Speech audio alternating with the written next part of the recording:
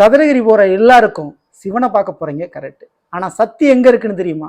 சக்தியினுடைய அம்சம் சதுரகிலிருந்து பிரிந்த அந்த ஒரு சக்தி எங்க இருக்குன்னு தெரியுமா? இருக்கன்குடி.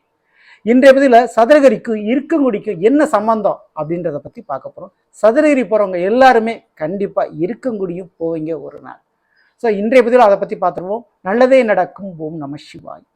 சதுரகிரி மேற்கு தொடர்ச்சி மலையில தொன்று தொட்டு இருக்கக்கூடிய அந்த சதுரகிரியுடைய மலையில, அந்த மேற்கு தொடர்ச்சி மலையில சிவயோக ஞான சித்தர் அப்படின்ற ஒரு சித்தர் தவம் பண்ணிக்கிட்டு இருக்காரு. அன்னை பராசக்தியை நோக்கி தவம் பண்ணிக்கிட்டு இருக்காரு. அப்படி தவம் பண்ணிக்கிட்டு இருக்கவருக்கு அன்னை பராசக்தி காட்சி கொடுக்கிறார். என்ன வரம் வேண்டும் கேளுங்க. தான் எங்க ஐக்கியமாகறனோ அங்க என்னோட சேர்ந்து பராசக்தியான அன்னை தேவி வந்து ஐக்கியமாக பீடமாக அமர்ந்து அங்க வரக்கூடிய பக்தர்களுக்கு அருள்பாலிக்கணும் அப்படின்னு வரத்தை வாங்குறாரு. அவருக்கு அம்பாலும் வரத்தை கொடுக்கிறாரு. இரு நதிகள் சங்கமிக்க இடத்துல போய் நீ இறைவனோட இரண்டரை கலந்துக்கோ அப்படின்னு சொல்றாங்க.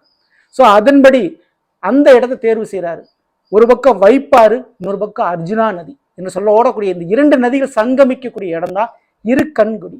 அதாவது இரு கங்கை குடி, அதான் இரு கண்குடின்னு சொல்லுவாங்க. அந்த இடத்துல போய் அவர் இறைவனோட இரண்டரை கலந்துறாரு. ஸோ மிகப்பெரிய ஒரு காட்டாற்று வெள்ளத்துல அந்த இருக்கன்குடியில ஒரு சிலை ஆற்று வெள்ளத்துல அடிச்சுட்டு வருது. அது அம்மனுடைய சிலை. மிகப்பெரிய ஒரு சூழல் ஏற்பட்டு அங்கேயே ஒரு மணல் திட்டுல புதைஞ்சு போயிருது. பல வருடங்கள் ஓடி போனதுக்கு அப்புறம் இருக்கங்குடியில் வாழக்கூடிய மக்கள் வழக்கம் போல அங்க மாட்டுச்சாணத்தை சேகரிக்கிறதுக்காக போறாங்க. அப்படி ஒரு கூடையில மாட்டுச்சாணத்தை சேகரித்து தலையில தூக்கும்போது ஒரு பெண்ணால தூக்க முடியல. ஸோ என்ன ஆகச்சு அப்படின்னு பூராத்தையுமே அந்த மாட்டுச்சாணம் அனைத்தையுமே எடுத்துட்டு காளி கூடத்தை அந்த கூடையை கூட தூக்க முயற்சி பண்றாங்க. தூக்க முடியல. திடீர்னு அந்த பெண்ணுக்கு சாமி வருது, அருள் வந்து ஆடுது. அப்போ தான் மாரியம்மனாக இங்கு வீற்றிருப்பதாக சொல்லி அந்த இடத்த தோண்டி பார்க்குறாங்க. அங்க அந்த திருவுருவ சிலை கிடைக்குது. அதுதான் இருக்கங்குடி மாரியம்மனாக இன்று வரை வழிபாடு செய்யப்பட்டு வருது. ஒவ்வொரு ஆடி மாதம், தை மாதம், பங்குனி மாதமும் இந்த கோயிலில் ரொம்ப ரொம்ப பெரிய விசேஷங்கள் நடக்கும். சதுரிலிருந்து பிரிந்து வந்த ஒரு சக்தியினுடைய ஒரு அம்சமாக இது கருதப்படுது. அதனாலேயே மிகப்பெரிய ஒரு விசேஷ காலகட்டங்கள் இது கொண்டாடப்படுது. ஒவ்வொரு ஆடி மாதம் நடக்கக்கூடிய வெள்ளிக்கிழமையும் ரொம்ப ரொம்ப விசேஷமாக இருக்கும்.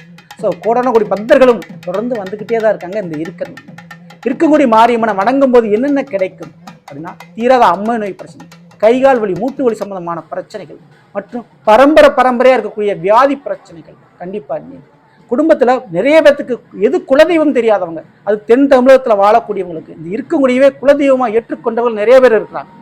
அப்படி எல்லா மக்களுக்கும் குலதெய்வமாகவும் இருந்து இந்த இருக்கங்குடி மாரியம்மன் பல விதத்துல அருள்பாலித்து கொண்டிருக்கிறாங்க. ஸோ மேலும் தீராத நோய் பிரச்சனைக்கு முதல் ஒரு விதிவிலக்கு அப்படின்னா அந்த மாரியம்மன் தான்.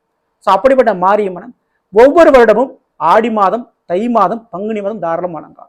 ஒவ்வொரு வெள்ளியுமே இவளுக்கு உகந்ததான். ஸோ அந்த வெள்ளிக்கிழமை என்று இந்த இருக்கங்குடி மாரியம்மன் கோயிலில் நிறைய மக்கள் வந்து தன்னுடைய வேண்டுதலை அக்னி சட்டி ஏந்தி பொங்கல் வைத்து முடிக்காணிக்க கொடுத்து இப்படி பல வேண்டுதலை செஞ்சு தன்னுடைய வேண்டுதலை நிறைவேற்றிக்கிறாங்க.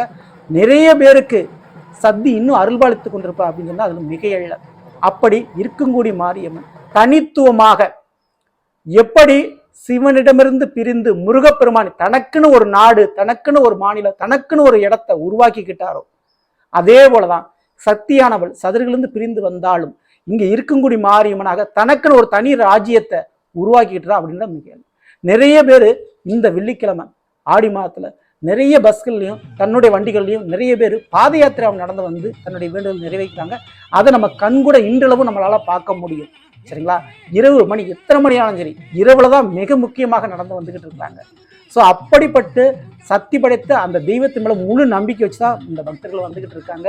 ஸோ நீங்க இருக்கங்குடி போயிருந்தா தவறாம இந்த பதிவுக்கு ஒரு லைக் கொடுங்க.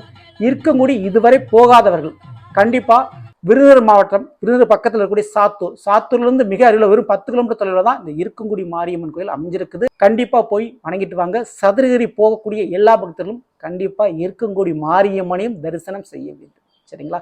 போய் சாமி கும்பிட்டு வாங்க. நிச்சயம் உங்களுக்குரிய நோய் பிரச்சனை கண்டிப்பா நீங்கும். உங்களுக்கும் வீட்டில் சக்தியினுடைய அருள் பரிபூர்ணமா கிடைக்கும். இந்த போய் லைக் பண்ணுங்க, மற்ற ஷேர் பண்ணுங்க. மறக்காம நம்ம சேனலை சப்ஸ்கிரைப் பண்ணி வச்சுக்கோங்க. அடுத்த சந்திப்போம். நன்றி, வணக்கம்.